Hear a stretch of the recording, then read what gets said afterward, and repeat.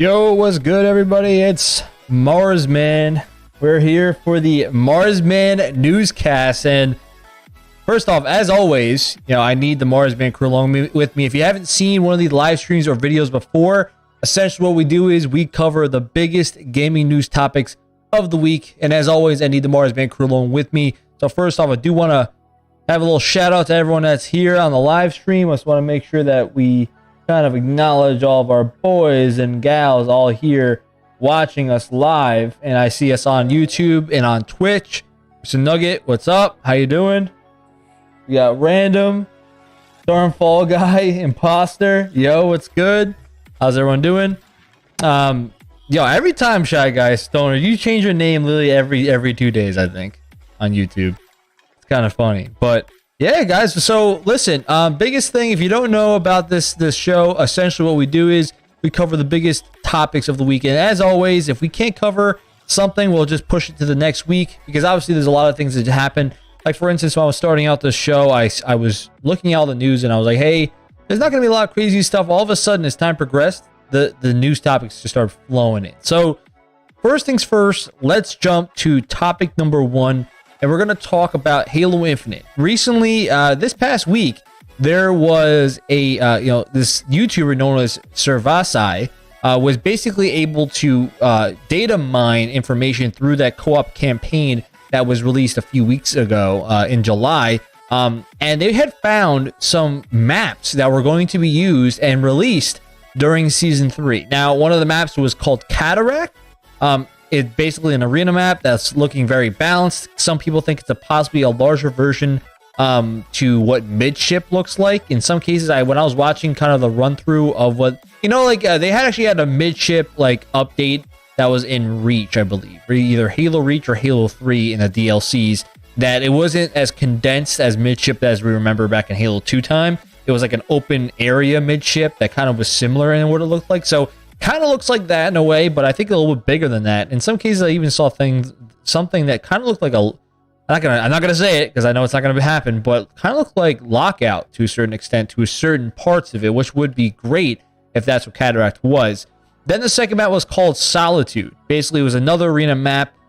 It was outside, medium sized, a lot of open areas, so it's gonna be a lot of combat stuff, as well as two big team battle maps. Now, one of them has been confirmed to be the remake of a Halo 3 map known as Avalanche. Avalanche was a snow level. I played it a bunch of times at MCC. It's like a very popular map on MCC right now.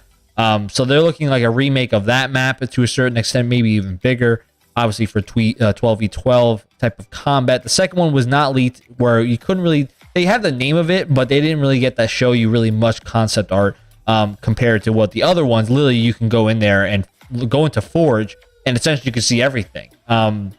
So some people are saying, what this does confirm to a certain extent is that there is a good chance that we will be getting at least 2 arena maps and 2 big team battle maps for Season 3, which would make the total amount be 9 arena maps and 6 big team battle maps, which in my opinion would be solid. Now, granted, I think the fact that it's going to come in a year later is a little unfortunate, because you would think that, it takes a year to come out with a total of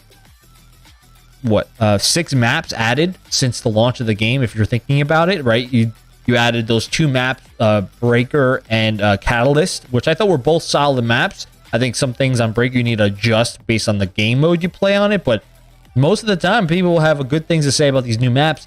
I think the fact that they need to add more faster is great. And I think the fact is they also even found that 9 canvases will also be dropped in Forge, which is great because now it shows you the variation that you can get with Forge, right? Because canvases essentially are just going to be themes, and then you can do whatever you want in those themes. So first question I want to ask everyone here, do you think this map drop is going to be good enough for Season 3? Or do you think they should have more maps being dropped, like Forge maps? Like things like, because Forge, I'm sure you guys all know, but for the audience, Forge has been giving to insiders this entire time. So Forge has been in development for 2 years, and they basically have been giving it to insiders to test out and try out. And a lot of those classic maps that people have been wanting are already essentially made, but really just play tested at this point to seeing whether or not they're ready to be dropped with launch. So with Forge. So Do you think that 4 maps is good enough for season 3, or do you think there should be more added to make this feel like a more fulfilled season? Angelica, I'll go with you first. What do you think, dude? Definitely should be more, but to me, it's better late than never about adding maps. I do think they need to be much quicker with it. And again, when we talk about maps, it's a little different than game modes, and it's a little different than, adding DLC content for like campaign and stuff like that, right? I think making maps, especially with the Forge concept that they have, should be quick. It should not be a long, drawn out process that we've kind of seen up to this point. And I do think, again, we talked about this quite a few times when it comes to 343. They fell so far behind that everything seems to just be slow. Everything. And the patience has been worn out from the Halo community. So now even reasonable times seem to piss off the fan base, right? So to me, I really do think 343 needs to just show that, hey, you know what? It took us a while, but we are revved up, ready to go. And just 4 maps, I feel like should be more. Again, when you say we're in a year in and we're at what? How many maps? We're going to be at 15, technically. 15 total. Yeah, and so, again, it's not a terrible number, but it's also, it's not a great showing either by 343. And so that's kind of the biggest thing for me is, hey, give the Halo community some confidence.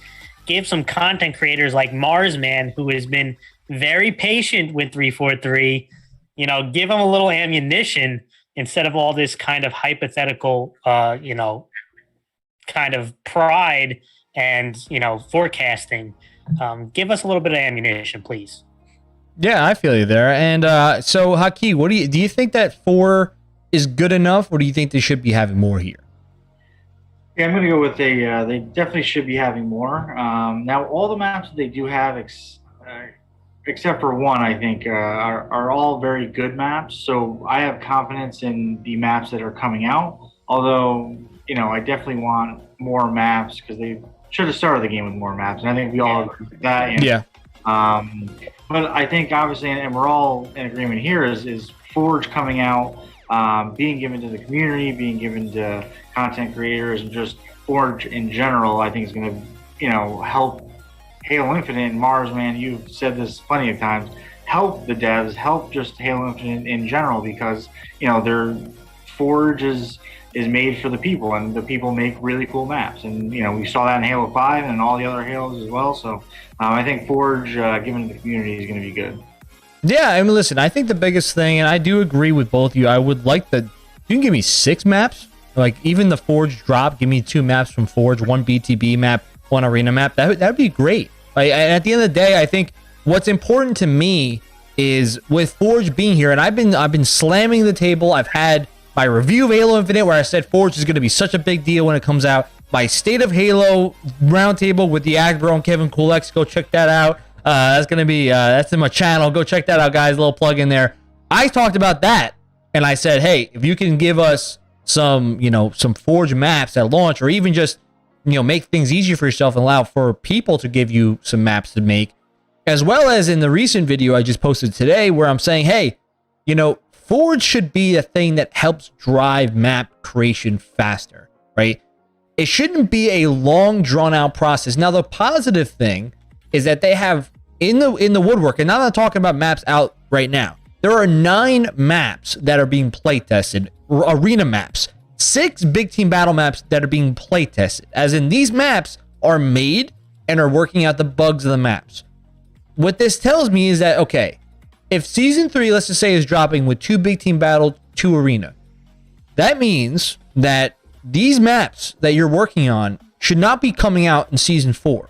They should not be dropping in season 5. They should be dropping midway through season 3. Not all of them, but give me another 2 more. Give me, you should be following into this mindset that every month or 2 months, dropping me something. Now, you talked about this drop pod updates, which every month you're getting something new. Every month, we should be getting something new.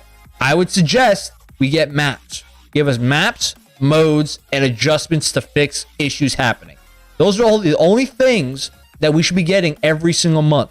Because if you do that, Halo Infinite's going to be rocking and rolling. I think people right now, and as much as people want to say, oh, Halo Infinite's dead or all that BS, essentially the biggest thing that people are waiting on is content. If you start dropping maps consistently, people who left the game because like, oh, I don't feel like playing it right now because there's nothing to do, they're going to show up again. And I said this in the video, and we're going to talk about that later. I think the biggest issue that people have at Halo Infinite is the content, not the gameplay, not the foundation. It's the content, right? And Sheer Production said it almost perfectly on the video. He said, hey, it's about the content, right? And I think that's the big thing that they need. So maps, yeah, I would love for them to have more. I think Forge creations can do well. And everyone freaking out that, hey, these maps might be forged. And they came out and said, no, these are actually made by the developers. They aren't forged maps. Which tells me is that these are made by the developers, but you also have forged maps made by professional forgers, right? That means you should be taking at least 2 of those maps and the 4 you made and give us 6. You can give us 6 maps for season 3. That would make up for the 2 you missed out on for season 2, right? Then we would feel like, hey, we got a bunch of stuff to do. It makes life so much easier for everybody. Now to go with Forge, right? And actually, let me jump to my comments here. I feel like I missed out on a bunch of stuff here. So first off, we also, random. We're talking a lot. We're going into a lot of stuff here. They did say that they're dropping in things like doubles and other game modes. Apparently, this is another thing that they did say. Last Spartan Standing is going to get taken out of rotation so they can adjust it because it's one of the lowest populated playlists at the moment. So they want to try to come up with different things and adjustments to make it populated. Now, granted, I don't like the fact they're taking away a playlist because that was the problem you had in the beginning. You didn't have the playlist, so you lost one, right? But it is an issue where it's like, hey, there's not as many people playing Last Spartan Standing because someone made this a really good point. I saw this on, I think it was Kevin Kulex actually made this point. It's what his favorite playlist to play, but he was also saying it kind of makes sense because people want to play modes with other people, right? If you're promoting like a individual game mode, not as much as people like solos in Fortnite, like and stuff like that, but like Halo's, that's not a battle royale, right? It's a game mode that it's an individual person. I like the game mode, it's cool, but people want to play with others. So you should prioritize multiple person game modes, and you can still bring back Last Spartan Standing, maybe even have variants like duos, like have a doubles, right? And stuff like that. Like that would be interesting. So I don't know. They're going to come back with that one. John Deerskin, what's up, dude?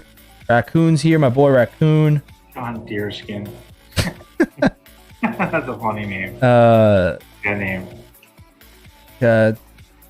Someone used to cut.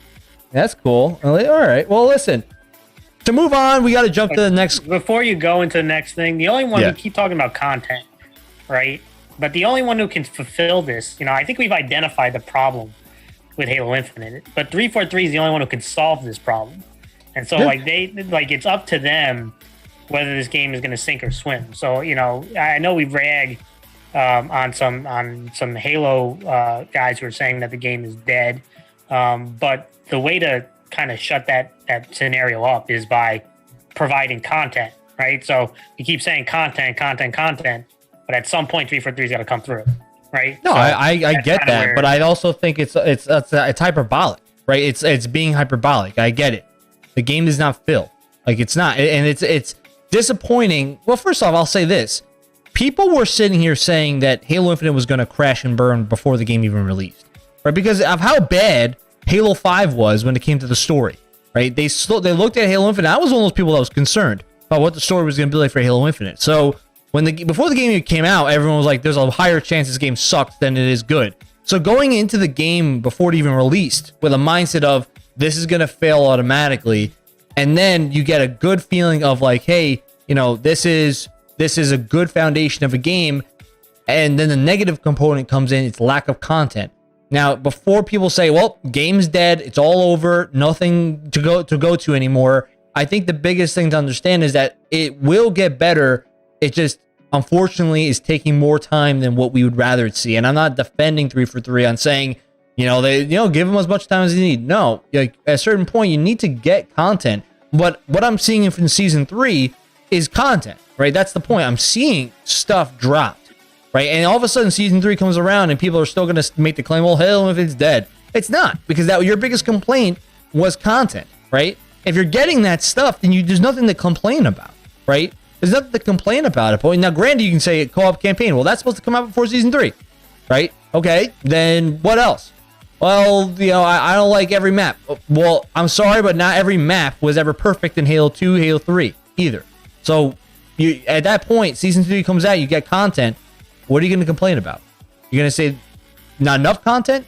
It's like, at a certain point, it's like, okay, now you're just complaining just to complain, right? And I feel like sometimes it's like that for certain people, and I'm like, I get it. It sucks that this game is not filled, but like, you got to also like, let's be realistic here. Like, let's not go hyperbolic. Let's not go outrageous, because that doesn't help anyone. It just furthers the stigma that, Halo fans are toxic. The more toxic you get, it furthers that idea that Halo fans are toxic. So why continue this trend and just be reasonable and kind of say, hey, I'm going to criticize 343 for what they're doing, but I'm also going to say, all right, at least there's a light at the tunnel. I see the good things coming, right? I see this stuff happening.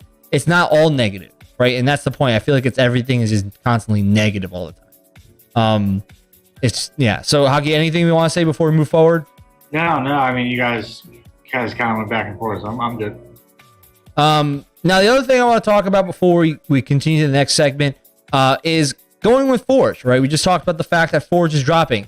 And my opinion is 343 should drop a map or two from Forage Creations. And I think, honestly, you do Arena, Big Team Battle map would be perfect, right? You have people working on Forage already. You can easily make a Forage map. And I'm not going to even go say defend 343, because you know what? People who have Forage in this makeshift version of Forage right now, it was an older version, they're making maps in a week, right, on Forage. Now, granted, I think the textures and all that stuff are not up to par, but if you can make a map in a week in this makeshift Forage, then we should at least get 2 good maps from Forage Creations at the launch of Forage, in my opinion. Like, at least 2. Give us Guardians and give us a Big Team Battle map, or give us the Pit and give us a Big Team Battle map. Something like to start us off, like Hemorrhage and Guardians would be a perfect duo, and I think a lot of people will be hyped to go play those games, right? So give us 2 things, but the question I want to ask you guys is, what map do you want to see drop when Forge? And if they do drop one, which map would you be interested in seeing first dropped in Forge? And Hockey, I'm going to go to you first. What's a map you want to see in Forge? Oh, my favorite map in probably Big Team Battle. And it was because of the Banshee, and now it's not going to be because of the Banshee, because the Banshee is still not that good, but I'm going to say Valhalla. I'm pretty sure that was a Forge-made map, right? Yeah. Well, actually, Valhalla wasn't a Forge map. It was made by the developers, but Valhalla was essentially a remake of Hemorrhage, but in a different manner. So, but they did use Valhalla as almost like a Forge, like, canvas, essentially, but yeah, it's not necessarily a Forge map. Like, a Forge map could be like, they use a canvas and they recreate any map from the Halo series. So like so you want to see Valhalla recreated in Forge. Okay. So Langelica, what map do you want to see recreated? Guardians or Zanzibar. I prefer both, but okay. I would go, if I had to choose one, it'd be Guardians. I think I would agree. I mean, if I'm looking outside the box, I'm going to be my own guy here. If I'm going to say, let's just say Guardians and Valhalla probably would be if it's not, and Hemorrhage, because everyone loves Hemorrhage. If I was going to pick one of those, I feel like pick a different one, I would want to see Zanzibar. I think Zanzibar to me was one of my favorite all-time Halo maps out there, right? You know what I mean? I feel like Big Team Battle map and Halo 2, original creation, it was so diverse. They had the giant wheel in the middle. Like, it had like the base, it had the beach, it had like all these different areas. I think if you make it a little bit bigger, maybe extend it a little longer, I think you're going to get a lot more like cooler variations of combat you'll get. The other one I liked was, I forgot what they called it in Halo 2 and Halo 3, but it was like the city. I forgot the name of it, they would call it. It was like the city. They remade it in every Halo game all the way up to Halo 5. And in the Halo 5, it was literally the best map in the game. I forgot the name they called it. It was like a Metropolis, I think it was called. Metropolis was like the best, one of my most fun maps to play. You had like the buildings, essentially they were under construction, and you're like literally you would have battles in there, right? And then the other side had like. Is that the one with the ramp going up in the middle? Yeah, it was a ramp, and then there's a it's the one with the giant ramp right through the middle, right? And then the banshees in the back. Like that map to me was so fun to play on, right? It was literally like so, and then they had the Wasp in Halo 5. Like it was like they had some really good combinations that were going on. I love Narrows too. Narrows was Narrows is a good. They actually showed a leaked photo of Narrows, like a recreation of Narrows in Forge. So it seems like Narrows is getting the Forge treatment. They literally had a leaked photo like of Narrows made, right? Like in the back, showing like a perspective of a person, like a camera. So I'm like, Narrows seems like one of those maps that they are in creation of at the moment. So hopefully Narrows, hopefully Guardians, hopefully Valhalla. We get Metropolis or Mombasa. I think Random was saying Mombasa. I think it was Metropolis. Hang 'em High, Raccoon. You're going back to the old days, dog. Hang 'em High, bro. Oh my goodness. Hang 'em High was like. It was a cool one. I just didn't like the original Halo games of how nasty the pistol was. So like Hang 'em High to me was brutal because they would snipe the crap out of you from such a far distance. But it was cool. I mean, I thought they did it. I thought that was a good map. All right, let's move on to the next topic. This is an interesting one. Fortnite. Obviously, Fortnite is the kings of collaboration. Okay, they have found a way to collab everybody possible. All right, so Fortnite. All right, so they've been increasing the number of anime characters they've been introducing to Fortnite, and to their benefit, it's been increasing in population and the amount of people buying those anime characters. Like for instance, you're getting Naruto, Sasuke, Kakashi, and Sakura. That's from the Naruto series. Just recently, they added in obviously Goku, Vegeta, Bulma. And Gohan, I think, were the four. I believe, was it Gohan or Piccolo? I think it was Gohan was the fourth person they added there. But those are obviously from the Dragon Ball Z series. I think they also, I don't know if they did add, but I guarantee the next one they're going to add is Luffy, right? From One Piece. I guarantee you Luffy will be added in with some people like Zoro and stuff like that. Or even My Hero Academia. Or I would say if they add the Attack on Titan, I think that would be pretty crazy. If you actually fought against a giant Titan in Fortnite, that would be insane. But what it shows you is like if you're looking at a group of people that they have added to Fortnite, I saw a picture that made me laugh. Had Thanos, Naruto, Rick from Rick and Morty, and Goku all in a squad. And I literally was like, dude, that's like such a crazy ass group of people in one squad together. That is a dope ass squad. But the funniest thing is that Fortnite's the one who did Godzilla Master Chief. Kong, right? Godzilla. No, that was CoD. CoD did that. That was CoD. But they have Master Chief in Fortnite. Yeah. I mean, like Master Chief's in Fortnite. Thanos is in Fortnite. You're getting like, dude, and I'm seeing Thanos do like the flossing dance was something I never want to see in my life. No. So, or even Master Chief doing the flossing dance, I don't want to see in my life. But you got to give them credit. They found ways to make connections and just get people like buying these bundles. Yeah. Like, you got to, I'm not going to applaud them because it's microtransactions, but Fortnite found a way to really, get people to like buy stuff. First off, I'll ask you guys first, what's the new collaboration you want to see Fortnite have that would be like interesting? You might consider spending the dollar, because I'll be honest, I did buy the Master Chief Fortnite bundle. I did want to try out my boy in Fortnite and start whipping some ass. So what is a collaboration you want to see Fortnite do next? And Angelica, I'll let you go first here. Well, it's not something that, and I'm not sure, they didn't do God of War, did they? They did God of War in Fortnite, yeah. There is Thanos. Kratos is in there, yeah. Earlier, yeah. Yep. I got to say this before. I give Fortnite credit for trying to be creative, and I saw some of the Goku kind of highlights where he was doing like a Kamehameha blast. Yeah. Yeah. And like, you know what? That was kind of funny. And so I do give him credit for creativity, even though, again, it is a microtransaction fest.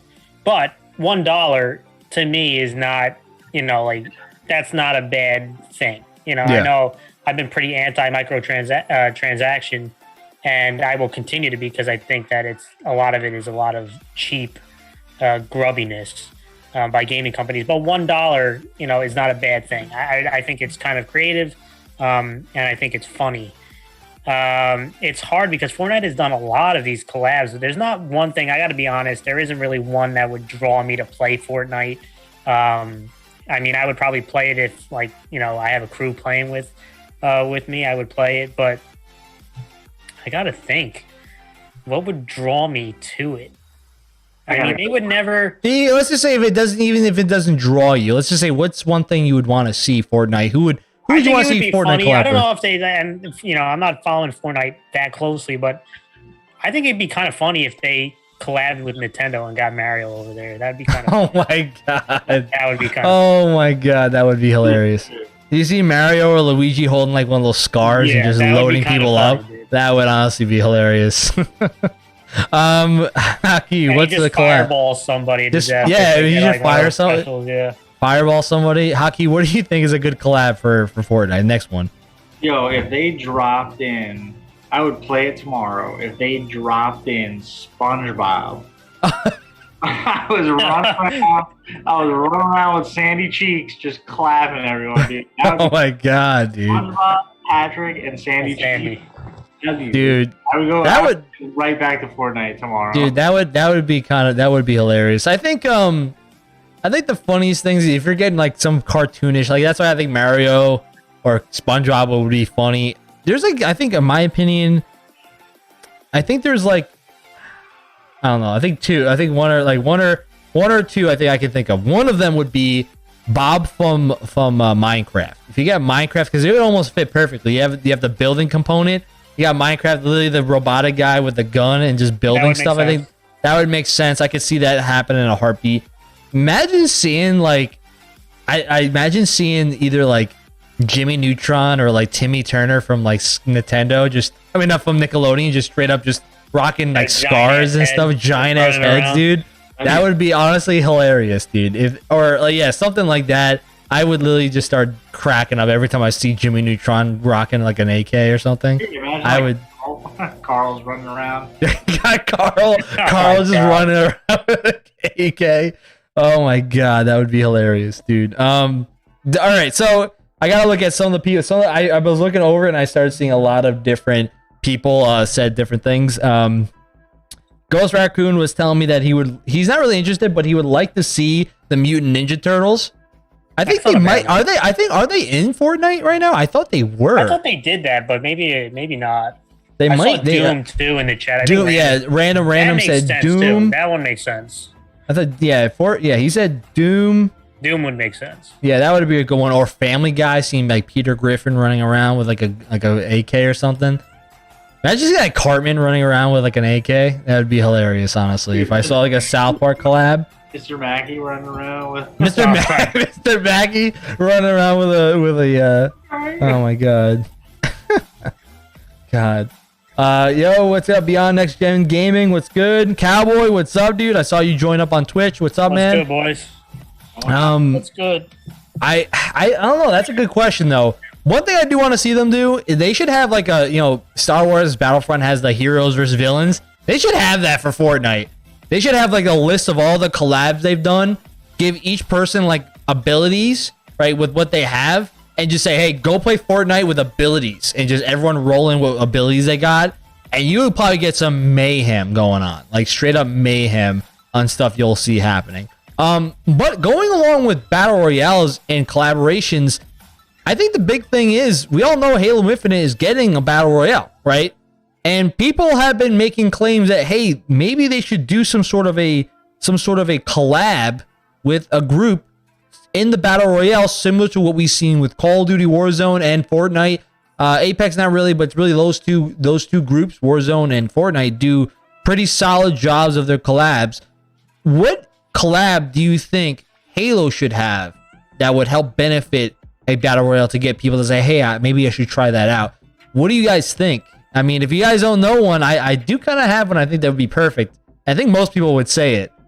Do you guys have one in mind? I have one right now. I can tell you. For me, I just want to see the battle royale first, right? Because I feel like the collabs are kind of, when things are getting stale, something to spice it up. Because I think it'd be, I think people would be really interested in a Halo battle royale right out of the gate, especially if it runs pretty well. Yeah. I would think the only one that would make somewhat sense in a Halo environment would have to be some sort of sci-fi. So I'm not exactly sure which one you have in mind, but man, I really don't know. I don't know one that comes right to mind. I can give you Doom, man. You get me a Doom like collab. The Doom guy makes sense I was in gonna Halo. say Destiny, but there's not really a character that you want from this. Yeah, there's not really characters you can use there. I would say the Doom. If you get the Doom guy, because everyone's like, the Doom guy and Chief are similar because they're like not talk a lot characters. They just can cause mayhem, right? And Doom and Halo are similar in their, I guess you say, arena style type of gameplay, kind of. Obviously, Doom's a little faster, but essentially they're Pablo similar. Schreiber. Yeah. Helmetless No Chief mask. collab. Helmetless Chief collab. Get Maki in there, you know. Oh my god! Get Quan. I mean, like, I don't know. I feel like you know, Halo. I would say Shepard, but like I don't know. It's tough. Feel like Ghost, yeah. The Dead Space guy. Dude, some people were saying this is interesting. You know, it would be kind of crazy if they did. Some guy was like, you know, Xbox owns so many different IPs at this point that they should make their own Xbox racing game, right? And just do like kind of what Mario Kart did, but do like racing, but with all these different characters. And I'm like, part of me would be like, I don't think I'd get it because, you know, it like Mario Kart's is the best one, right? I mean, they did it as good as you could. Now, if they could make a game that's like Diddy Kong Racing, like similar to it, and have like the different types of like racing stuff, then you do have a lot of IPs. I mean, like you technically have like Conquer, which was in Diddy Kong Racing, Banjo, Diddy Kong Racing, but then you get like Chief, Captain Price, you'll get like some of these random. I saw a picture that had all these characters they had. I was like, it would be kind of interesting, but like I don't see them doing that. I think it'd be a little too cringe, honestly. A little too much. I see like Chief doing like some Mario Kart stuff. I'd be a little weirded out. All right, let's look to the chat here. I want to see what everyone's here saying. Random saying seeing Stewie run around with an AK would be kind of crazy. Doom and Halo Infinite would be so sick. Republic Commando Delta Squad. That was from the Republic Commando games. I don't know if you guys ever played that. I played it before. That would be pretty cool. Seeing a Star Wars collab in like, because you said like a sci-fi, a Star Wars look, or even like, because I think the other thing that people said for collabs for Halo would be like maybe armor sets. Because like the newest Eagle Strike armor looks like looks like Doom or Wolfenstein, right? The armor style looks like those games. So you're like, if you were to make like armor styles that would match like different games or like collabs, like if you made like, let's just say like clone army looking armor for Halo, like that would be an interesting way to collab, and that would be good to have bundles, right? Those bundles would make sense because then you say, all right, that's a cool thing that people is different than Halo, and if you want to buy it, go right ahead and buy it, or a Doom collab, or you know, like stuff like that, like and even like Mass Effect, do like a Mass Effect collab with Halo, because you know that stuff makes sense with bundles, right? And even like voice announcers, like back in Halo 2 days, Halo DST used to buy announcers. They used to have like Sergeant Johnson. You can buy Sergeant Johnson. I think they even had like even Black Ops. They had Snoop Dogg was like an announcer you can buy. Like I don't necessarily think I would want to have Snoop Dogg yelling out double kill, but I honestly would be like that would be hilarious if I heard Snoop Dogg being like, "Yo, killing frenzy." It'd be like, "Yo, killing frenzy, dog." Like yeah, that would be kind of funny if I got that a double G on that. Like Gears of War, dude. Does that Gears of War? Do like collabs, like get armor like the Carmines, like if you know the Carmines armor, like make stuff that variants look like Gears of War looking stuff, and that would be pretty cool too. There's ways you can make money using collab. Like that's not a bad thing. But I see random. He said a Mandalorian armor. That would be crazy, right? Get some Mandalorian stuff in there. Yeah, like that's how you would do that. That's how you would do collabs in the right way, right? I think essentially. All right, so let's move on to the next question, guys. The next topic we're doing is I did a new video drop today. You know, it was a pretty big one. I had a lot of content creators out there. I wanted to give you guys the ability to kind of give your opinions on some of the big questions I asked.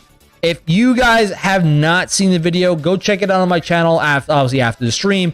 I posted a video earlier today. It's getting a lot of views. I mean, it's great to see from a content creator's perspective. but also the fact that it was a collab, talking about collaborations, a collab with several content creators that are obviously popular. They're all Halo content creators. They're all Halo fans. Kevin Coolx, Hooded Ghost, Act Bro, and Sheer Productions all gave their answers to these. I had 3 questions posted, but I'm going to give you guys the ability to answer 2 of the questions here and get your opinions, because obviously you guys are big Halo fans like me. We've talked a lot of Halo on this channel before, so I want to get your opinion. The big question I had for the entire video was, do you think 343 Halo games are as bad as everyone says they are? And Angelica, I want you to go first here. Do you think that 343 Halo games are as bad as everyone says? No, I don't think they're as bad as what everybody says. I think kind of a wide opinion from a lot of people is that these are below average games. And the only one I dislike with a strong passion is Halo 5. Halo 4 I thought was solid, and Halo Infinite is solid. Now, they're bad in the term bad compared to Bungie games. But again, Bungie games, if you remember the Bungie Halo games, the first 3, that's a streak of some of the all-timers, right, in video games. So again, comparing it to those, and I say this a lot, especially off camera, you know, it's always tough to be sequels because if you make a great game that kind of goes down as a legendary game, you're always going to be compared to that. And sometimes it's impossible to get back to that level. And this is a pretty good example of it. Those Bungie games will probably never be duplicated because they're all-time games, and to try to expect 343 to get back to that is a little bit unreasonable. But overall, I don't feel that they're bad games. I feel each one of these 343 titles has their own flaws, and it doesn't feel like it's the same flaws. It feels like it's new. And so again, overall, not bad, but it's not to the level of Bungie, and I think everyone who's reasonable can kind of come to that conclusion. Yeah, I can understand that. Haki, man, what do you think? Do you think that 343 Halo games are as bad as everyone says? No, I don't think they're as bad as everyone puts it out to be. And I know we're all big Halo fans.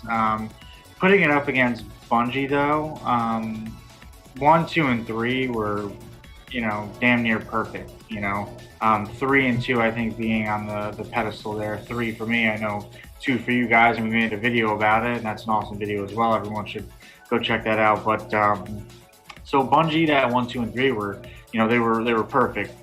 343 had Halo 4, where good story, but the multiplayer they changed up a little bit. They were trying to copy people, don't go in that fast pace. Then you had Halo 5, which was still that fast paced multiplayer. We had a lot of memories, and I liked the multiplayer, but then the story was just horrible, like it would just it was bad compared to all the other stories that came out, so they missed the mark on the multiplayer in Halo 4, they missed the mark on the story in Halo 5, and then Halo Infinite comes out and they could have crushed it, but then now they're missing content. So yeah. I think just like Angelico said, like they like missed something different every single time, And I mean, Halo Infinite is a live service game, I guess, so it can hopefully only get better from here. But 343, it's not as bad as everyone says, but it's definitely not on the same pedestal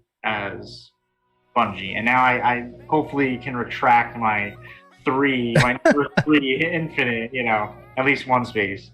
But it's not that bad. No, I feel like, I have a whole video. Go check it out in the description below. It's up there as a link.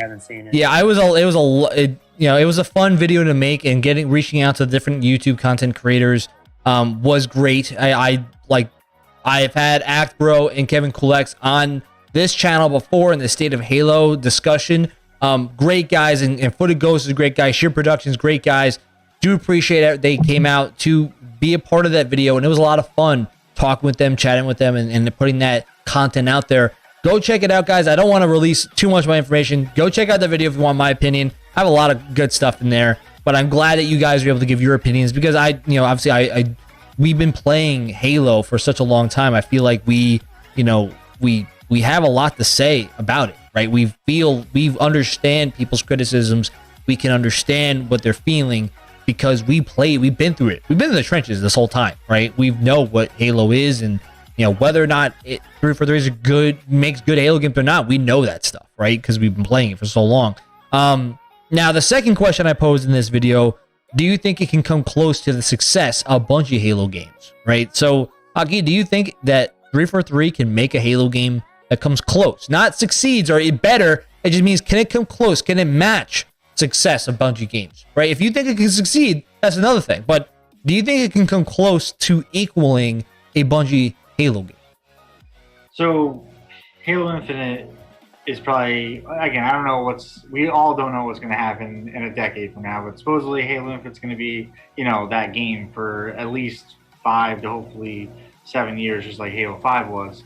So this is their chance. I mean, Halo 4 and Halo 5 did not live up to the hype of 1, 2, and 3. ODST was kind of its own little thing for Bungie, but and Halo Reach as well. But I mean, Halo Infinite has a chance if they release a lot of good content. If they release the Battle Royale and it's really good and it brings in people from Call of Duty, it brings in people from Apex, like if they make a really good and unique Battle Royale, that's just another branch on the tree that they can grow that could possibly reach the success of, one of the higher Halo games. I don't think I'll ever reach the success of 2 or 3, but that's why I put it as my third. I think I was, looking into the future, I think it does have the potential to be a very, very good Halo game. Yeah, and Angelic Hill, do you think it could match the success of a Bungie Halo game? I do not, and I disagree with both of you guys when it comes to this, because I just don't think I still think the Halo franchise is a strong franchise, but I just don't think the team of 343 is strong enough to do that. And maybe things change in the future, and I do think they have better leadership now than what they've had. But I just don't feel that the team-wise can create a game that can match, especially the level of Halo 1, 2, or 3. I do think they have the opportunity, if we want to be technical, I do think it has the opportunity to match and go beyond Reach. And I do think that would be an accomplishment, because Reach, although it came out lacking content, Reach ended up being a very strong game, especially multiplayer. That multiplayer lasted a good amount of time. So, reaching that level and passing that would be an accomplishment, but I don't think they have much of a chance. I would give it like a maybe 2 to 5% chance that they can hit any of the top 3 in popularity. And I think that mostly falls. And, battle royales will definitely help. I do agree with Haki about, I do think a unique battle royale will create a new dynamic for Halo that they didn't have in the past. But I'm leery of them executing it.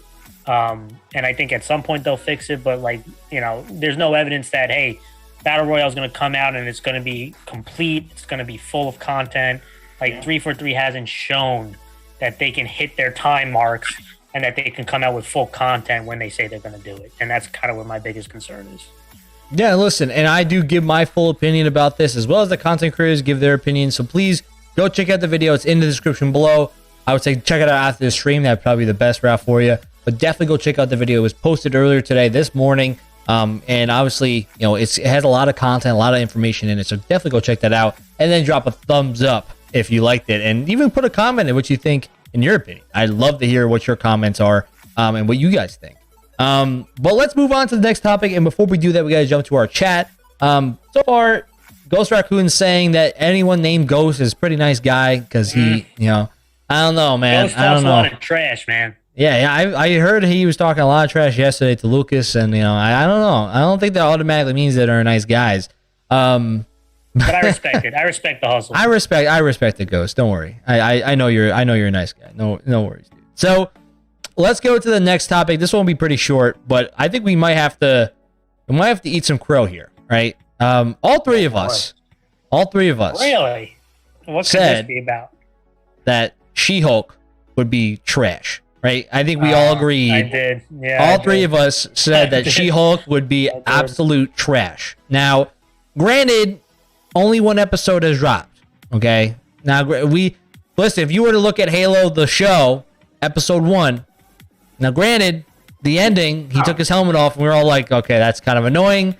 But for the most part, the show of episode 1 wasn't bad, right? That last part got us all twisted and turned, but it didn't necessarily paint the outlook of what the rest of the show was going to be. So even though She-Hulk essentially wasn't hot trash like we all thought it was going to be in the first episode, doesn't mean it will be the same for everything else. But apparently a lot of people were liking it. Apparently it answers questions that were in the MCU that they didn't get to be answered. I guess one of the questions was about the Hulk, stuff about the Hulk, whatever. Interesting. So I kind of just want to make that clear because we do kind of have to eat some crow on that, because I'm not gonna lie. I said this show was gonna be hot trash, hot garbage from the very beginning. I said it on streams. I said it all over the place. I was adamant saying this show's going to suck. So any success the show has is spiting Marzzman, right? That's essentially, it almost feels like the writers are like, all right, this show's got to be good now because Marzzman just straight up just talks trash the entire time. So I got to eat crow on that. If the show's good, I might have to go check it out. I kind of want to see, do you guys think if this show ends up reviewing well, do you think that it's like, you're going to go watch it? Is this intriguing to you, this show? I mean, we talked about it briefly on stream. I didn't really find it too intriguing. I felt like they kind of drifted away from what She-Hulk actually supposed to look like. They just did it to be like, like She-Hulk was supposed to look like a jacked person. Like, she doesn't seem jacked. She just seems like a fit girl. Like a bigger fit girl. Like they just made her animated. Like they should be making her more like the Hulk, which she was in the comics, right? But that's how I look. I'm like a big person. I'm like, try to make someone look similar to what they were in the comics and the original stuff. But are you guys interested in, watching this? If it reviews well, would you be interested, or not really? Like, I'm not really a fan of She-Hulk anyway, so it's just, I don't really care. Aki, you're a big a Marvel guy. What do you think? Yeah, I totally forgot that it came out, so I actually have not seen it yet. So I'm definitely gonna watch it. I definitely thought it wasn't gonna be great, just like you guys all did. Now, I also have a little bit to back up. The last couple movies haven't been great. Like Morbius was bad. It's Morbin time. Morbius was bad. Doctor Strange 2 was like okay. So I didn't really have high hopes, but I heard one of my coworkers told me that it was good, and I was like, oh wow. So I'm gonna go watch it no matter what. All right, Angelico, you gonna go watch this? All right, hold on, guys. I think the crow eating is a little early. All right. What do they give it? I'm gonna throw you some numbers, okay? It is pretty divided. When you look at Rotten Tomatoes, they get a 93% score. Again, 357 reviews is a good, but the user score is 67. Oh right? boy! So you're seeing a large gap. And when you go on IMDb, they give it a 7 out of 10. All right. So I'm not ready to eat the crow just yet. I think it's a little early. And again, the female protagonist part, that stuff is all good. I do think, again, I'm not as harsh on it about moving a little bit away from her look based on the comics going into the show. I just feel like this is kind of more of a comedy.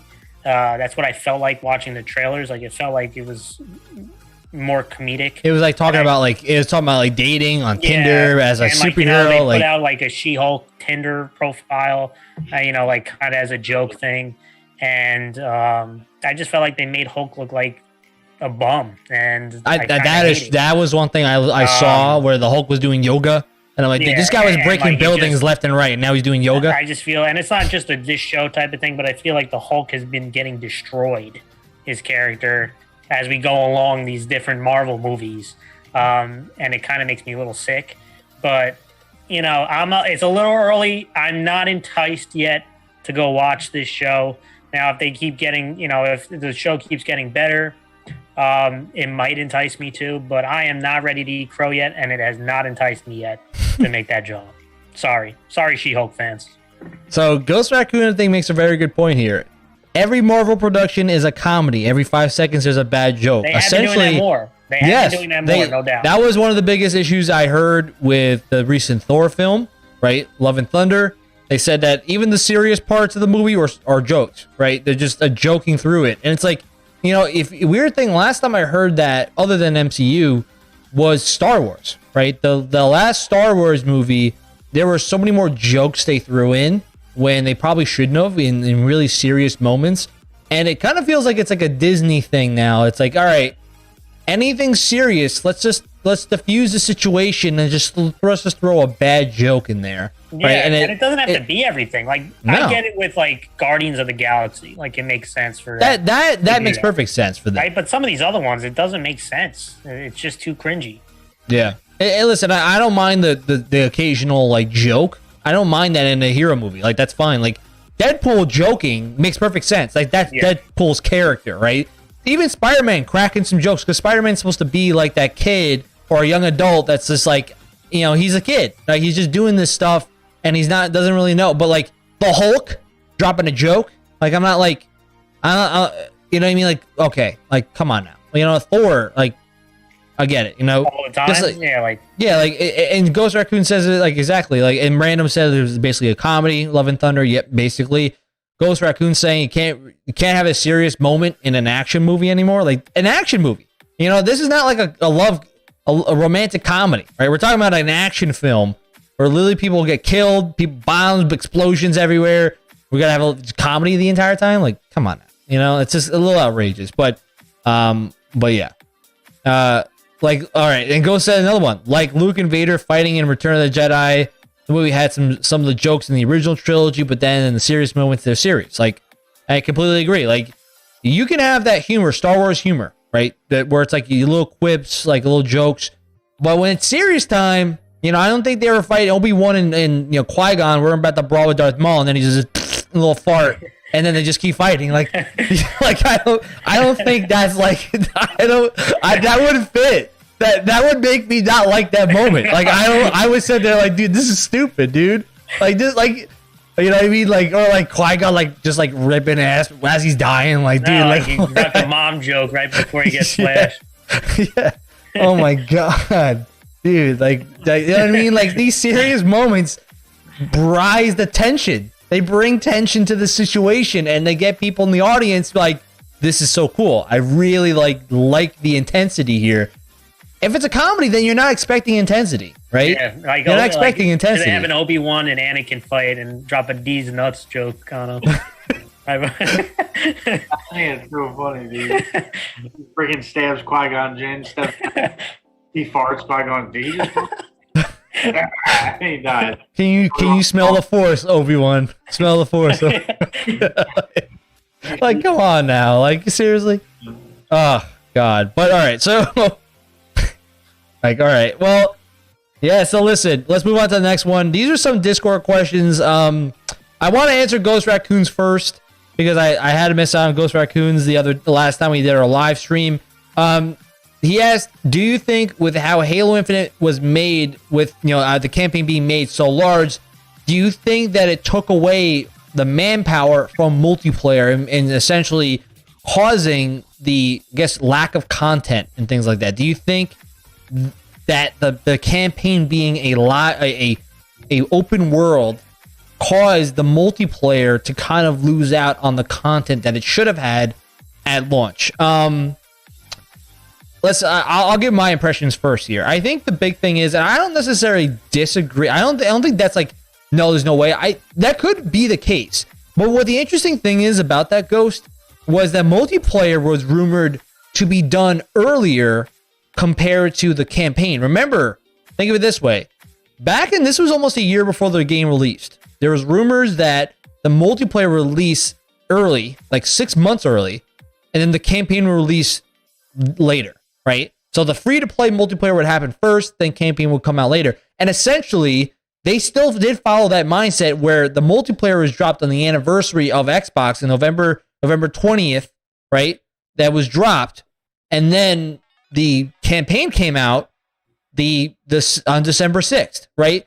So you remember they had that time where they dropped multiplayer first and then campaign, but obviously it wasn't that 6 month span. So some people are claiming that the multiplayer base of the game was ready to roll right earlier, and that's why they had those beta, they had the insider flights and all that stuff.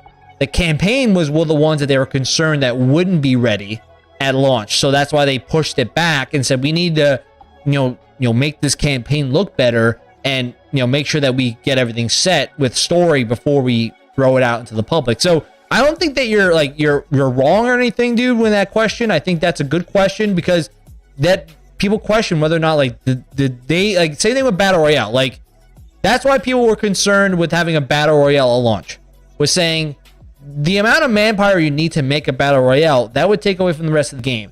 But people then found out that Certain Affinity, which is a separate group of 343, is making it. So it's essentially like, all right, they're doing the Battle Royale, 343 is making the story and the multiplayer maps and game modes, so it's separate. So they don't have to worry about losing manpower. But I think that is a concern that people might have had, and it could have caused an issue. Haki, do you think that it caused multiplayer to kind of fault or lose on some of their creation of their content? Yeah, I mean, I didn't think about that, but I think that is a pretty good point. I mean, something did happen, right? Because they just did not come out with a full game. So yeah, I mean, and it was the first time that they did an open world for the campaign, and it was, even though it was lacking, and we've talked about this, even though it was lacking terrain, it was a pretty big map for an open world. A lot of stuff, you know, definitely a lot of stuff still in it. But I mean, I think that's a pretty good point. Something must have happened because, like we all know, it just lacked content, maps, you know, Forge, all that stuff. So that's a pretty good point, Raccoon. Yeah, no, I think that was a good question. Angelico, dude, what do you think? Do you think that he's on the mark? Do you think that it played a part? Do you think it didn't really play a part? What do you think, dude? And I'm just gonna say this. I don't think Ghost is wrong. I think Ghost probably is right. But these kind of questions drive me crazy because it's this kind of cop-out for game developers that, you know, we had a multiplayer. So because we had to, you know, siphon our resources, we couldn't make a complete game. And this is not just a 343 issue. We are seeing this from developers, and we are giving them excuses on why they're not putting out completed games. I mean, let's not act like 343 has had 5 years to make this game. I mean, this is not a, you know, and we know all the stories. We know 2 years in, they had to scrap the whole project. But again, that was because of the decisions that them and Microsoft made, right? That's not the gamer's fault. That's the game developer's fault. And so when we throw around those reasons and topics and excuses, I just feel like we give game developers such a pass for not producing what they should be producing. And again, this is not just ragging on 343. We have seen this from multiple game companies, and that's why some of them bail on campaign. They bail on campaigns and just create a multiplayer and create this facade that, well, if we create a campaign, we won't have the same resources to put into multiplayer. That is a BS excuse. Are they charging you less money? No. Now we're getting charged more money, and they're doing this, right? So you're still paying 60, you're paying at times 70. And we're hearing excuses that, hey, you know, we have to siphon off our resources. Well, they don't stop the microtransactions, do they? They don't give you discounts in the store. You know what I'm saying? So, like, and this is not ragging on Ghost. He's probably right. That's what probably caused issue. But it is a terrible excuse, and we need to stop giving those excuses to game developers because they damn sure ain't changing the prices when they come out. How about this? Like, the store works perfectly fine. The store is perfect. Baby. Like there's no issues. There's a lot of content in the store, right? What about the damn game, right? And it's not just resources for that. Yeah, and it's not just for Halo Infinite. It's for all these different game companies that come out broken or not. Like I'm looking at you, Battlefield. I'm looking at you, Battlefield, but you have no campaign. You know, you had an idea for a store. You know what I mean? You're paying top dollar for your multiplayer game. It's broken. Literally broken, and you just nothing to do. Yeah, right? And it's not just the broken. Like Battlefield's a great example. It's just even games that are like shells. Yeah. And like they add content later on. Even games that I like it's not a good practice. And we hear that excuse. Well, you know, we had to siphon resources. We had to do a campaign, and we had to do online. And no offense, game makers back in the day, not that long ago, they were able to do both and a complete game. Yep. Like it's not some far off imaginary land that this happened. Seriously, dude. I completely agree, man. Before we jump to the next question, I want to jump to the chat here. First off, Raccoon, yeah, paying $80 for essentially betas at this point. Dude, me and Hockey 100%. paid $100 for Battlefield because we were hyped about it. Okay, hyped. I was hyped. I got the premium pass ready to roll, and I show up, and it felt like EA took a dump on my face. And honestly, I still smell it. Like it's still in my wallet, and I smell it still. All right. Beyond Next Gen Gaming, appreciate it, man. I know you're been supporting the crew. And I thank you for showing up and joining us on this nice little stream we have here. We have these every week, and obviously live streams on gaming. We do a lot of playthroughs and just community nights. So more than welcome to always jump on through with that, man. I do appreciate you jumping on as well. And let's jump on to the next topic, Call of Duty. Now, Call of Duty, obviously, if you don't know, is everyone sure knows this, but they are doing their public early release flighting and betas coming out pretty soon. It's actually start of September. The first 2 weeks of September, I think it's the 14th, is we're going to start getting rollouts for PlayStation owners. Are going to get that if you get pre-order it, you get the get to play Call of Duty earlier. But they also announced everybody gets to play Call of Duty campaign a week earlier if you pre-order the game. So I think this is a pretty smart move by Activision to try to push, hey, you're going to get the campaign early, pre-order it, play it, beat it, and then you can just jump right into the multiplayer, no problem, right? I think that would be a smart move because it secures purchases for Call of Duty. And I think Modern Warfare, being the better story of all of them so far, seems like that is a good move. And to be honest, I don't know if you guys like to hear this, but I think I'm going to probably pre-order it, to be honest with you. I think your boy Marzzman is going to pre-order Call of Duty before reviews come out, which is a gamble. Like, you have to understand this. That's a gamble when you buy a game before reviews, especially a Call of Duty game before reviews come out. But your boy, I'm gonna pre-order it. I'm gonna play because Modern Warfare, even 2019, was a good game. I thought that I played it a lot. I know us three played it a boatload.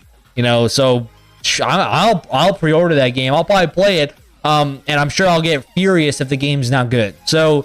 And I will do a review on Call of Duty, so that will be a game I do review. And we'll play it. We'll do some live streams of it as well, for sure, when that game does come out. But I will pre-order this thing, and I want to see what this campaign is. It's basically going to be a rehash of the original Modern Warfare. So that was a classic story. If they rehash it, do it well, they don't change up too much to make it outrageously bad, then it's going to be a good story mode, right? That's what I'm thinking. So I'm going to pre-order it. I'm going to get it. I'm going to try it out. Do you guys think that that's a smart move? Campaign early. I know. So Hockey, campaign early. You think that's smart? Yeah, I mean, I'm probably going to buy the games. Am I going to pre-order it? I don't know. I probably will end up playing it because Modern Warfare has always been a very good subset of games. 1, 2, the one that came out in 2019.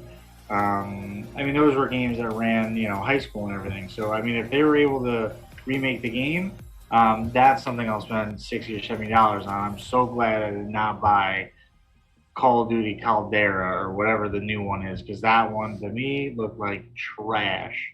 And I remember I'm in the beta and some guy turned himself into a grenade and was running around as a grenade himself. And I was just like, I've seen enough.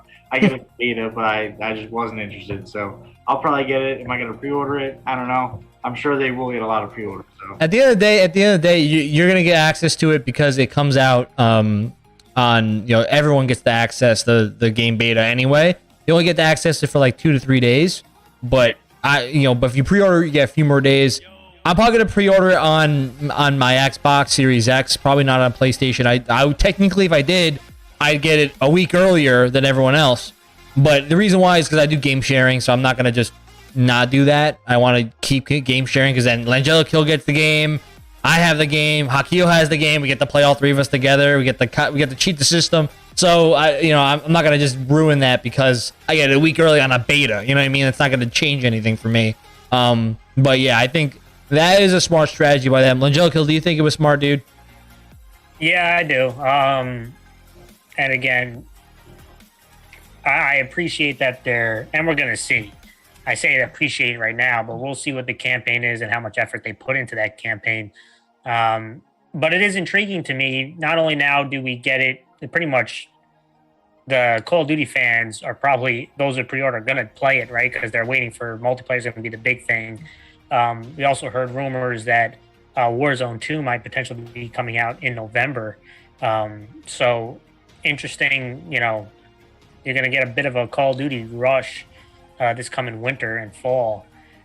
So it definitely is, I think, smart to release it before the full game, get people into the Call of Duty mood. I'm excited to see how did the campaign come out, the new kind of rewriting Modern Warfare, which does make things a little nervous, but I do think it is smart for them to do it, and we'll see. I'm hoping that this Call of Duty is a good one, especially since, you know, this might be, you know, there might be a little bit of a break between the next one, and a lot of uncertainty going on with Call of Duty and Activision.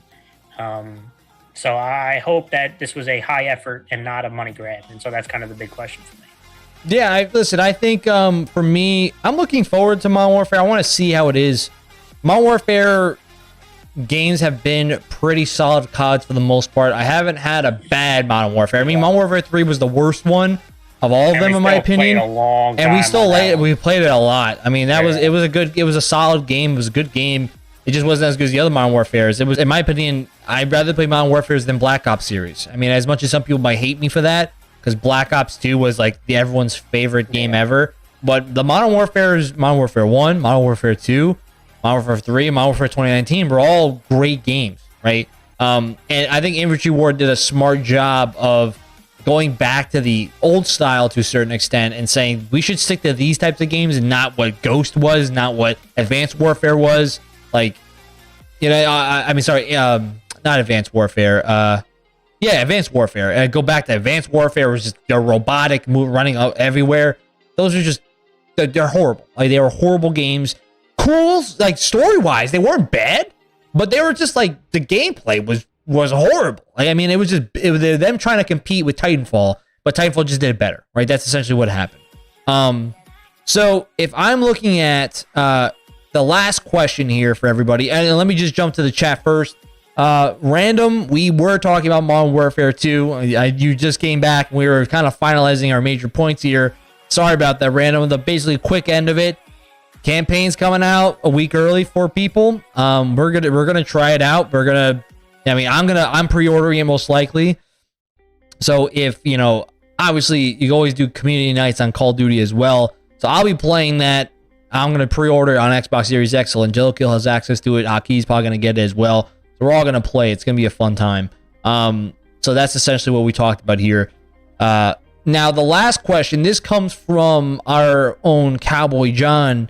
The question is, what's the craziest Forge creation that you've seen so far? So I know you guys, I'll give you guys some time to think about it, but I'll go first. One of the interesting things I saw was, I mean, if you're a fan of Stranger Things, right? There's been a lot of creation in the maps to make a Stranger Things, what they call the Upside Down, which is what, if you know the show, what I'm talking about. But the Upside Down, which is like the Nether realm, right?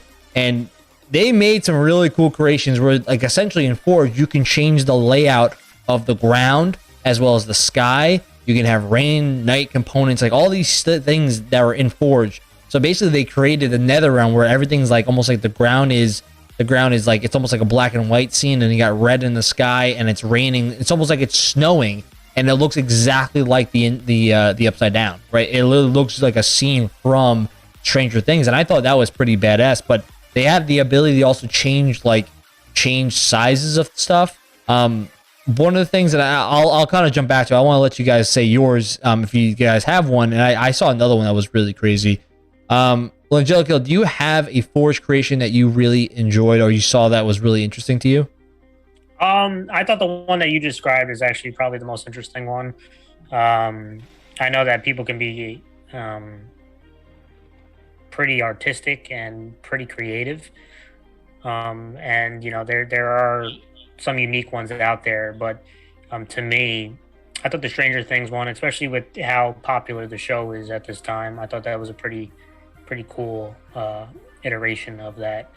And I played a few custom games back in the other Halos. I thought some of them were pretty fun and interesting.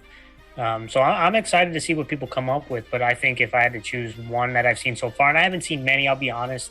I'm not as dialed into the Forge creation or the leaked Forge creations as of right now because it's not officially out. So I thought the Stranger Things was probably the most interesting. Yeah, I got you. I mean, Hockey, do you have a favorite one you've seen so far? Because I kind of like Langella. I haven't really dug that deep, but I did see, and you mentioned it quickly, that you can make things big. Dude, they made a giant Master Chief kind of look like the Rick and Morty giant guy in the sky. Yeah, they made a giant Master Chief. I didn't see that. That's hilarious. But I saw a wraith, that was like probably 200 feet tall and like 300 feet wide. And it just made me laugh. But I think and kind of like Langelico said, the custom games in Halo 5 and also in the other ones with Forage was, pretty much a third of the game. It's very, very fun to see the creativity of the Halo community. One of my favorite ones was, I don't know if you ever, it was a sniper, like one guy had a sniper and there was probably 10 people on mongooses and looks like you were in space and you had to do a race to the end. Whoever had the sniper had to try to shoot the guys. That was like one of my favorite Forge things. So I'm sure someone will come up with that. Yes, just some things that they showed. And first, random, you don't have to be sorry. No worries. I was just joking around with you. That you were late for the Call of Duty show. We were talking. Yeah, Raccoon says about someone made a gingerbread house. I saw that. They made like a snow in I forgot what level it was. It was crap. I forget. It'll come back to me. But there was a map it's more of a desert map, but they made it snow and they made a gingerbread house in the middle of it, which was pretty cool. But there's a lot of interesting creations, like because what's interesting about Forge in Halo Infinite is that you can do mapping, which essentially what that means is that if you do a certain function, you can map that to something else. So like you can make it where you click a button, you say, "Oh, I want to open this door," it will do something, right? If you even like people make gravity guns, like they literally made gravity guns from Half-Life, like into this game, where you can like literally aim your sentinel beam at something and pick it up like an object and then shoot it somewhere else. Like it literally, you can do a boatload of stuff. One of the coolest things I saw was the fact that they basically they made zombies, Call of Duty zombies in Halo Infinite, where they had the ability to build walls, break down walls, and then they had a mystery box that literally was a mystery box. They made where you open the box and it just shows every gun in a line. Yeah, that was actually and then cool. It just pops up and that's your gun. You pick it up. And then if you get a Master Chief doll, it disappears. It's really just like Call of Duty like zombies. And then they had like the Pack-a-Punch where you can like bring your gun if you have a certain amount of points. You put it in and it gives you the upgraded like higher level version of it from the campaign. You're like, dude, seeing kids make a Call of Duty zombies and put it into Halo Infinite would be insane. Like, because Infection is already fun, right? But as you make Call of Duty zombies, like in Call of Duty Infection, and like, let's make that a game mode. Like, make that a variant where it's like an Infection Call of Duty like a zombies mode. And if you can get like, because you could technically have AI play as, like zombies and just say, hey, they're going to try to break through the walls and we have to like play zombies like Call of Duty and then just go through it. I mean, that would be freaking crazy if they were to be able to pull that off. I think that'd be so awesome if they could do that. You're going to tell me kids are going to make that and Infection is not out yet? Come on. Well, that's the thing. I mean, like, whether it is, and that's where the issue is, whether it's because they're trying to use it in timed events, which is stupid in my opinion. Yeah, that's right. Not a good At this point, you're struggling to have playlists, right, and pushing that stuff out. So what are you gonna do? Let's make Infection October because Halloween, right? What's the point of that? What's the point of making Infection drop in October? If it's ready to roll now, then just push it out and just have a Halloween themed thing in October. Like have emblems, have like armors that are Halloween themed, and put that out there. Making those Halloween armors. I'm just telling you, dude. Pumpkinhead. My God, dude, I'm just telling you, like that's fine. If you want to make some thematic crap that you want to put in October for Halo, that makes more sense. But don't make Infection. And they found out that most people that play Halo like to play these variant modes. Like they like to play Fiesta. They like to play, Infection. They like to play Big Team Battle. They play. Give us multi-team, three person. Like they haven't had multi-teams. Like Halo 5 was a rotation, like it was a random one that would happen. But like even then, like Team Rockets, you know, team like snipers, I think they just put in. They have team snipers, but Team Rockets, like they should do Action Sack. Action Sack was like the custom games where they were just a bunch of random stuff. Like Griffball. Like people like playing that stuff. I mean, granted, I wasn't like a big Griffball guy, but Griffball is like a cool little game mode you play. If you want to play like all right, you need to get hammer kills. Or like just go, you know what I mean? Like literally just go play Griffball. It's like perfect for that. Yeah, so but like dude, it's honestly like they should have this stuff more like ready to roll, in my opinion. But we're probably first off, I want to go to the chat. Let's see. Beyond Next Gen Gaming quoting a song here. Unfortunately, and this is what it feels like. Don't mind me quoting a song on listen to. Oh, that's cool, man. I unfortunately I don't know the song, but you know, if I knew the song, I'd tell you. Ghost Raccoon is agreeing with Langella Kill. Multi-team is great, especially since it was always get 4 of the guys together. Well, multi-team, that's multi-team is 3 people, so it's 4 teams of 3. Yeah. And so essentially, like I think that would be such a cool thing. Like I liked multi-team back in Halo 2 days. Halo 3 multi-team was really fun to play. But at Reach, they didn't even have multi-team. No. I don't think they had it in rotation, I think maybe, but they didn't really have it in Halo Reach. Halo 4, I don't remember if they had it. They might have had it as a rotational one. Halo 5 was rotational. I remember when they did put it together, I was like, oh, this is pretty cool to do. But they should have multi-team. It's a cool little concept. I think they should do stuff like that even for like big team battle. Like, you know, they should have like multiple different versions, like variants. Like at least Halo 5, I'll give them credit, was they did have a lot of variants of stuff you can do. But obviously by the tail end, they had a boatload of stuff. But like, you know, you can have, and that's why Halo 5's popularity for multiplayer was solid, because they had a bunch of stuff you can do, right? And I don't think just like Firefight will bring everyone back. You need game mode. You need more. You know what I mean? You need like Firefight's cool, but like that's not something that's like, oh, everyone's coming back now. I think Forage is something that I think will get a lot of people back because they want to make maps, they want to make custom games. Like that stuff will be great. But like Firefight alone, no. Like if you can make your own Firefight maps in Forge, that'd be pretty dope. But like, and that was the thing. Like there's a lot of cool stuff you could do there. And if they added a zombies, so he says, yeah, Ghost is saying when you don't have a group of 4, you play multi-team. Yeah, that's the thing too. Like for us, like here at Marzzman Gaming, we just +3, perfect multi-team. You can just play that. It'd be pretty cool. Random saying if they added a zombies thing, it'd be really cool. If the zombies were like the flood. Oh, if you made like a zombies and make it the flood, and the flood can break through the walls and stuff like COD zombies, that would be pretty badass. Random. They should be listening to you, dude. I like it though. All right. Well, first off, I want to thank everybody that has came out into the live stream, had hit that like, and if you haven't done so yet, hit that sub button. I really would appreciate all the support here. We do this every single week for the most part. Sometimes we have to take a week off just because of something that's normal. But most of it, we've been here. This is our 11th episode of the Marzzman Newscast, so we're rolling through these episodes here. It's been a lot of fun tonight, guys. Please, if you haven't done so on YouTube, hit that thumbs up and subscribe. On Twitch, hit that follow button. We're trying to get ourselves to affiliate, and I do appreciate everyone that came out to watch.